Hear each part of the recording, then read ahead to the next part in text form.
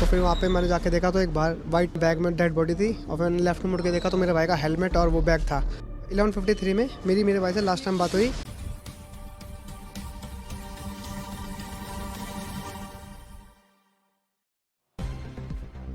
नाम है हमारा दिनेश शुक्ला। वीडियो न्यूज में एक बार फिर आपका स्वागत करता हूं। दोस्तों, अभी कुछ दिन पहले ही नोएडा में एक घटना घटी थी जिसमें युवराज मेहता नाम के एक युवा की एक नाले में गिरकर डेथ हो गई थी, जिसमें पुलिस प्रशासन महकमा वहां पर मौजूद था और उसका फादर के सामने ही उस लड़के की डेथ हुई और वो चिल्लाता रहा कि मेरी जान बचा लो पापा, लेकिन उसकी जान बच नहीं पाई। वो घटना भी शांति नहीं हुई थी कि एक दूसरी घटना घटी है जनकपुरी दिल्ली में, जहां पर एक लड़का जो है रात के समय में लौट रहा था और वो बैंक कर्मी था, उसका नाम कमल था। रात के 11:30-12 के बीच में वो लौट रहा था और एक जल निगम ने रोड को खोदा हुआ था अपनी पाइपलाइन डालने के लिए, और कोई अच्छी बैरिकेडिंग वहां नहीं, और उसमें गिरता है रात में और सुबह मालूम चलती है उस युवा की डेथ हो गई। 11:30 और 12 के बीच में उसके भाई की उससे बात होती है तो बोलता है कि मैं 10 मिनट के अंदर घर पहुंचने वाला हूं। जब 12:30 रात का 12:30 बजता है तो उसका भाई चिंतित होता है। जब फोन वो मिलाता है तो फोन उस भाई का नहीं उठता है, कमल का, जिसकी डेथ हुई है। तो थोड़ा चिंतित होकर वो जनकपुरी थाना वहां जहां पे लोकेशन थी उसकी मालूम चलता है, वहां पहुंच जाता है। कोई सुनवाई नहीं होती है। 6 थाने वो जाता है दिल्ली के। 6 थानों में दौड़ता रहता है रात भर, कोई हेल्प पुलिस प्रशासन की नहीं मिलती है। आखिरकार सुबह जब अपने भाई के पास कॉल करता है तो कोई दूसरा एक व्यक्ति फोन उठाता है, बताता है कि आपके भाई की डेथ हो गई है, जहां पर जनकपुरी में फला जगह पर ये बॉडी है। ये घटनाएं कब शांत होंगी? हमारे जनसेवक जो बनते हैं, MLA, MP, मिनिस्टर्स, पार्षद, निगम के जो अध्यक्ष हैं, इनको, नगर पालिकाओं के जो अध्यक्ष हैं, इनको सबसे इनके लिए एक रूल बना दिया जाए कि रात में ही निकले।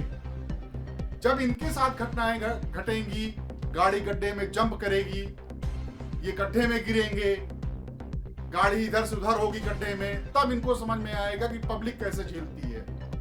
क्योंकि जब ये निकलते हैं तो इनको तो VIP सुविधा दी जाती है। तो जब किसी के साथ एक घटना नहीं घटती है तब तक उसको समझ में नहीं आता है कि देश की जनता कैसे झेल रही है। आखिरकार उसका भाई, जो बात हुई थी उसकी भाई से, भाई क्या कह रहा है आप खुद सुनिए।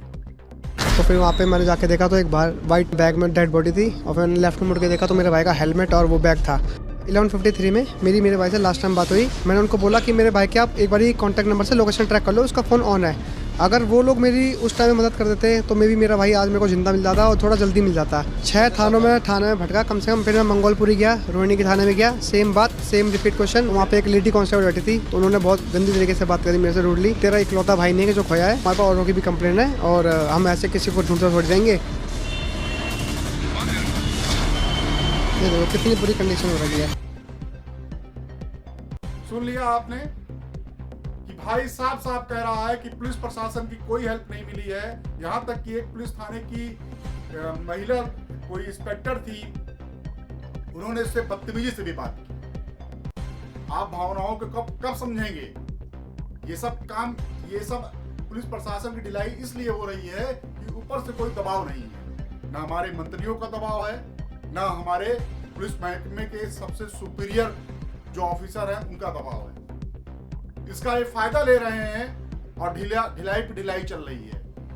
आखिरकार ये रोडों पर गड्ढे किए क्यों जा रहे हैं? सोचने वाली बात ये है। जब रोड एक बार बन जाती है तब ये नहीं सोचा जाता है कि इसमें जो है जल निगम की पाइप डाल दी जाए, इंटरनेट वाली पाइप डाल दी जाए, सीवर वाली पाइप डाल दी जाए। ये बनने के बाद ही क्यों विचार आता है? एक मूवी बनी हुई थी, उसमें था कि ये रोडें इसलिए खराब बनाई जाती हैं कि जिंदगी भर वो जो ठेकेदार है उसका खर्चा इसे चलता रहे, जब तक उसी को केवल रिपेयर करता रहे। एक बार बनाएगा, उसका पैसा लेगा, फिर कुछ ही दिन में खराब हो जाएगी, रिपेयरिंग करेगा, फिर उसका खर्चा चलता रहेगा। एक ठेकेदार का एक ही रोड से काम चलता रहेगा। वो कमेंट में बोला था उस मूवी में, लेकिन वो बिल्कुल चरितार्थ है इस पर। ये सब इसलिए हो रहा है, भ्रष्टाचार।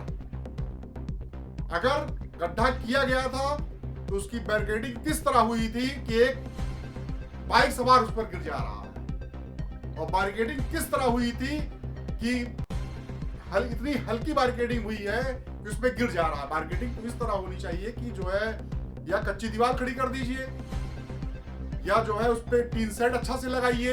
ये हरी चादरों वाली कौन सी बैरिकेडिंग है? रात के समय वो दिखेगा आपको। अगर आप जब तक वहां पहुंचेंगे आप सोचेंगे अलर्ट होने के लिए, तब तक तो आप गिर जाएंगे। और लड़का 15 फीट से 20 फीट माना जा रहा है कि उसकी गहराई थी, और चौड़ाई भी लगभग ऐसे, लंबाई भी 15 फीट और 12 फीट उसकी चौड़ाई थी। 15 फीट लंबाई और 12 फीट चौड़ाई और 15 से 20 फीट उसकी गहराई। अब आप समझ सकते हैं कि जब वो गिरा होगा तो कहाँ की हड्डियां टूटी होंगी भगवान जान सकता है। और कहा यह भी जा रहा है कि लड़का जो एक रूल होना चाहिए बाइक चलाते समय, पूरा रूल को फॉलो किया था। उसके सर पर हेलमेट था, जूते थे, ग्लव्स भी पहना हुआ था, उसके बावजूद उसके साथ ये घटना घट गई। इसका जिम्मेदार कौन है? कौन जवाब देगा? पुलिस प्रशासन तो सेकेंडरी पे आता है, लेकिन जो जल निगम बोर्ड है उसको सबसे पहले इस चीज का जवाब देना पड़ेगा कि घटना घटी क्यों, और बारगेडिंग ठीक से क्यों नहीं हुई। बारगेडिंग ऐसे ही किया जाएगा कि एक हरी चादर से आप उसको घेर देंगे, बस मान लीजिएगा बारगेडिंग हो गई। तो मैं इसलिए बोल रहा हूं कि जितने भी जनसेवक हो इनको रात में निकालिए, रात में निकलें और अकेले निकलें, इनके साथ कोई ना रहे। जब तक इनके साथ घटनाएं नहीं घटेंगी इनको समझ में नहीं आएगा। अभी युवराज का मुद्दा शांत नहीं हुआ कि एक नया मुद्दा आ गया। उसके भाई की बात आप सुन चुके कि क्या बोला है, कितनी हेल्प उसको पुलिस प्रशासन से मिली। उस समय 6 थाने की पुलिस ने उसको दौड़ाया है।